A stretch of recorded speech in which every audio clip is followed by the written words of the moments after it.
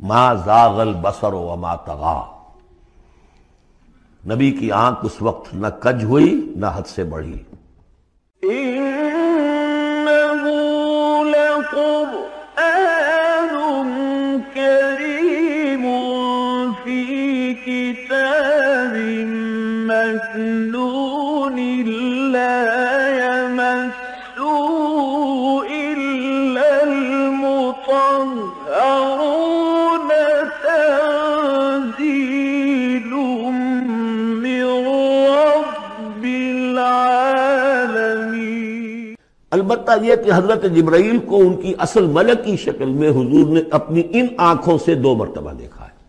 ایک مرتبہ بالکل آغاز میں، جبکہ حضرت جبرائیل جو ہیں ایسے ظاہر ہوئے، حضور اتر رہے تھے غار حرا سے، جبل نور سے، تو آپ کو آواز آئی یا محمد۔ یہ پہلی وحی کے بعد جو فترت ہوئی ہے، کچھ عرصے کے لیے وحی رکی رہی، اس وقت واقعہ پیش آیا۔ آپ نے سامنے دیکھا، پیچھے دیکھا، کوئی نہیں، نظر کوئی نہیں آیا۔ پھر تھوڑی دیر آپ چلے گئے، شاید مجھے کوئی دھوکہ لگا ہے، ایسی میں نے سنا ہے، کوئی آواز نہیں تھی۔ پھر آیا یا محمد، پھر دیکھا 2-3 مرتبہ کوئی نظر نہیں آیا، کچھ خوف سا محسوس ہوا۔ تیسری مرتبہ یا محمد، تو اچانک حضور کی نگاہ اوپر اٹھی، تو حضرت جبرائیل فرشتے کی جو اصل شکل ہے اس میں وہ تھے افق پر، اور پورا افق بھرا ہوا تھا اس سے۔ تو اصل ملک کی صورت میں حضرت جبرائیل کو حضور نے اس وقت دیکھا، اور ایک دیکھا ہے پھر عند سدرۃ المنتہا، شب معراج میں، جب ساتھ آئے ہیں لے جانے کے لیے انسانی شکل میں تھے۔ وہ سواری بھی ایسی تھی جس کو کہ براق کہا جاتا ہے، وہ بھی محسوس شے تھی، لیکن یہ کہ جہاں انہوں نے کہا 7ویں آسمان پہ جا کر کہ بس اب آگے میری گنجائش، اب آگے آپ کو اکیلے جانا ہے، اس سے آگے اگر میں گزرا میرے پر جل جائیں گے، بے سوز تجلا بے سوزت پرم، اگر یکسر منہ برتر پرم، اگر میں نے اب اس سے آگے ایک بال برابر بھی میں آگے بڑھا تو میرے پر جل جائیں گے، اب آگے آپ کا کام۔ اس وقت بھی وہ ان کی اصل شکل میں ظاہر ہوئی حضرت جبرائیل علیہ السلام۔ ما ضل صاحبکم وما غوا، تمہارے یہ ساتھی ہیں لوگوں، یہ محمد نہ بہکے ہیں اور نہ بے راہ ہوئے ہیں، نہ بھٹکے ہیں۔ وما ينطق عن الهوى، اور یہ جو کچھ کہہ رہے ہیں اپنے جی سے نہیں کہہ رہے، خواہش نفس سے نہیں کہہ رہے، ان هو الا وحی یوحی، نہیں ہے یہ مگر وحی جو ان کی طرف کی جا رہی ہے۔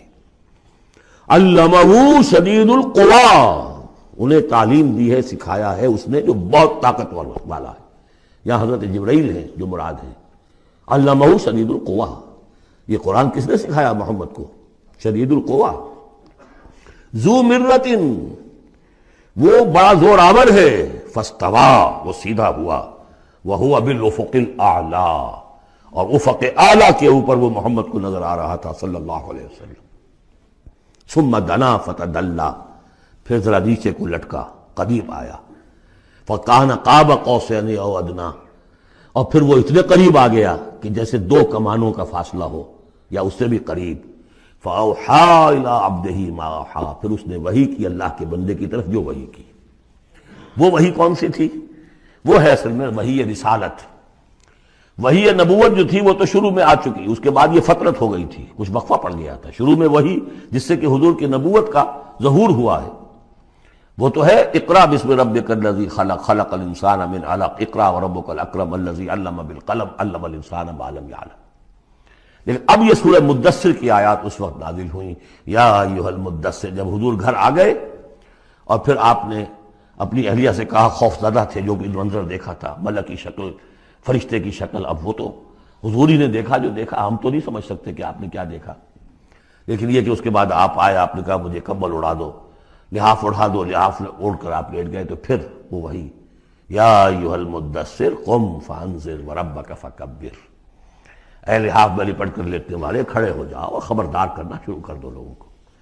اور تمہاری اس دعوت کا نقطۂ آغاز تو انذار ہے، اور اس کا ہدف دنیا میں تکبیر رب ہے، رب کو بڑا کرو، اس کی بڑائی منواؤ، اس کی بڑائی نافذ کرو، اس کا نقشہ کھینچا گیا ہے۔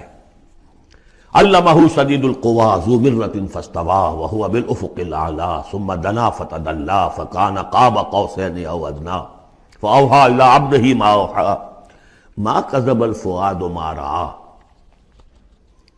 جو کچھ انہوں نے دیکھا ان کے دل و دماغ نے اسے جھٹلایا نہیں، یہ نہیں کہا کہ نہیں یہ کیا ہے۔ دیکھیے ایسا ہوتا ہے کہ کوئی غیر معمولی سی بات آپ دیکھیں تو ایک شخص ہو جاتا ہے میں خواب دیکھ رہا ہوں یا حقیقت دیکھ رہا ہوں، آنچ نہیں بینے میں بیداری تو یارب یا بے خواب، اے اللہ جو میں دیکھ رہا ہوں یا ہم دیکھ رہے ہیں یہ بیداری میں دیکھ رہے ہیں یہ خواب میں دیکھ رہے ہیں، وہ غیر متوقع چیز۔ لیکن نبی کو کوئی شک نہیں ہوا، ما کذب الفؤاد ما رأى، یکسوئی کے ساتھ دل و دماغ اور جو بھی آپ کی آنکھ دیکھ رہی تھی ان میں کوئی کانفلکٹ نہیں تھا۔ ما کذب الفؤاد ما رأى فتمارونہ علی ما یری، تو کیا تم اس سے جھگڑتے ہو اس چیز پر کہ جسے وہ دیکھ رہا ہے؟ اقبال نے کہا نا کہ قلندر ہرچے گوید دید گوید، جو شخص اپنا دیکھی ہوئی چیز بیان کر رہا ہے تم اس سے جھگڑ رہے ہو، تمہارے لیے تو وہ ایک غیب کی خبر ہے، اس نے تو دیکھا ہے۔ افتمارونہ علی ما یری وَلَقَدْ رَآهُ نَزْلَةً أُخْرَىٰ، اس نے تو ایک مرتبہ اور بھی دیکھا، کہاں دیکھا؟ عند سدرۃ المنتہیٰ، شب معراج میں سدرۃ المنتہیٰ، کوئی بیری کا درخت ہے، وہ کیسی بیری ہے؟ ساتویں آسمان کی بیری، وہ آخری حد ہے، مخلوق کوئی اس سے آگے نہیں جا سکتی۔ اس سدرۃ المنتہیٰ، منتہا نہایت، حد، جہاں کی حد ہو گئی، وہاں تک حضور پہنچے ہیں، سدرۃ المنتہیٰ تک۔ اندہا جنت الماوا، اور سب سے اونچی جو جنت ہوگی جنت الماوا، وہ اس کے قریب ہی ہے، وہ بھی ساتویں آسمان پر ہے۔ یہ تو درجہ بدرجہ ترقی ہوتی جائے گی نا، پہلی ضیافت جو ہے، پہلی نزل جو ہے وہ تو اسی زمین پر ہو جائے گی، پھر جو ترقی ہوگی اپنے اپنے مدارج، اپنے اپنے مراتب، اپنے اپنے مقامات، اپنے اپنے ایمان کی گہرائی، اپنے اپنے اعمال صالحہ، اپنا اپنا انفاق مال و جان، اس کے حوالے سے درجے ہوں گے۔ اندہا جنت الماوا اذ یغشی السدرۃ ما یغشی، جبکہ ڈھانپے ہوئے تھا اس بیری کو جو ڈھانپے ہوئے تھا۔ اب تمہیں کیا بتائیں کیا ڈھانپے ہوئے تھا، تم نہیں سمجھ سکتے۔ دیکھیے کس طریقے سے اذ یغشی السدرہ، کوئی انوار الہیہ کا کوئی ایسا نزول ہے وہاں جو زبان میں ادا نہیں ہو سکتا، کوئی الفاظ نہیں ہے کہ جو ان کی تعبیر کر سکے، اس پر انوار الہیہ کا کوئی نزول ہے۔ اذ یغشی السدرۃ ما یغشی، جبکہ چھایا ہوا تھا اس بیری کے اوپر جو چھایا ہوا تھا، جبکہ ڈھانپا ہوا تھا اس بیری کو جس نے ڈھانکا ہوا تھا۔ ما زاغ البصر وما طغی، نبی کی آنکھ اس وقت نہ کج ہوئی نہ حد سے بڑھی۔ یہ دو انتہائیں ہوتی ہیں، ایک تو یہ کہ آپ کسی انٹینس لائٹ کو فیس نہ کر سکے تو نگاہ ہٹائیں گے آپ، یہ جھپک لیں گے، فیس نہیں کر سکتے اگر آپ میں ہمت نہیں، استعداد نہیں ہے۔ نبی کا ظرف اتنا تھا کہ ان انوار الہیہ کا براہ راست مشاہدہ کیا ہے، اور نگاہ آپ کو ادھر ادھر کرنے کی ضرورت پیش نہیں آئی۔ لیکن طغا ایک حد ادب بھی ہوتا ہے جس سے آگے انسان کو نہیں جانا چاہیے۔ نگاہ جو ہے اس نے بے ادبی کی روش بھی اختیار نہ کی۔ علامہ اقبال نے، واقعہ یہ ہے کہ اس آیت کو میں نے سمجھا علامہ اقبال کے ایک شعر سے، اور اکثر و بیشتر لوگ نہیں سمجھ سکے اس آیت کو۔ ذوق و شوق کے نام سے جو ان کی نظم ہے بال جبریل میں، وہ میرے نزدیک ان کے شاعرانہ جو ان کی استعداد ہے اس میں بلند ترین نظم ہے وہ، جہاں تک پیغام ان کا جو ہے امت مسلمہ کے لیے، اس کے لیے ابلیس کی مجلس شورا، وہ کلائمیکس ہے، اور وہ ہے بھی ان کے آخری زمانے کی نظم ہے، سن 36 میں انہوں نے کہی ہے۔ اس کے بعد تو بیماری اتنے رہے ہیں، بہت کم اشعار کہے، لیکن اس میں ذوق و شوق میں ایک شعر ہے، عین وصال میں مجھے حوصلہ نظر نہ تھا، عین وصال میں مجھے حوصلہ نظر نہ تھا، گرچہ بہانہ جو رہی میری نگاہ بے ادب، میری نگاہ بے ادب بہانہ تلاش کرتی رہی کہ میں مشاہدہ براہ راست کروں، حالانکہ عین وصال ہے اس وقت، لیکن یہ کہ میرے اندر حوصلہ نہ تھا کہ میں حسن کا براہ راست مشاہدہ کر سکوں۔ عین وصال میں مجھے حوصلہ نظر نہ تھا، گرچہ بہانہ جو رہی میری نگاہ بے ادب۔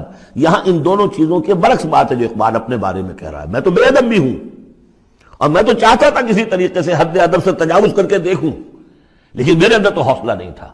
محمد میں وہ حوصلہ تھا، دیکھا ہے، براہ راست دیکھا ہے، نگاہ جما کر دیکھا ہے، لیکن ایک حد سے تجاوز نہیں کیا، حد ادب کے اندر رہے۔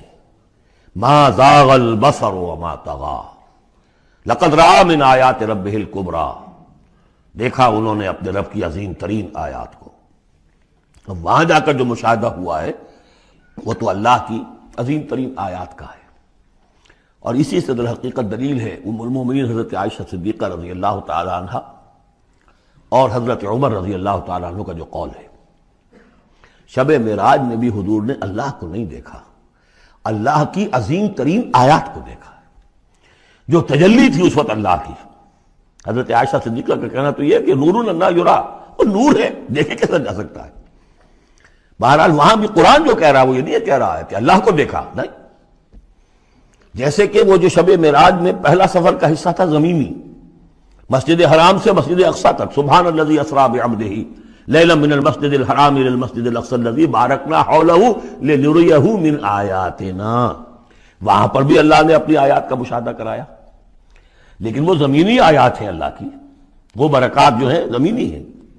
یہ تجلی جو ہو رہی ہے یہ ہو رہی ہے اس سدرۃ المنتہا پر، آخری حد ہے، مخلوق کی آخری حد ہے، اس سے آگے کہیے حرم ہے، حریم ذات ہے اللہ کی، جس میں کسی غیر کا کوئی دخل ممکن نہیں۔ اس حد پر جا کر جو وہاں تجلیات باری تعالیٰ تھے ان کا مشاہدہ کیا ہے۔ لقد رأى من آیات ربہ الکبریٰ۔ بلے شالوں کی ہنس کے یار منا لیں دے،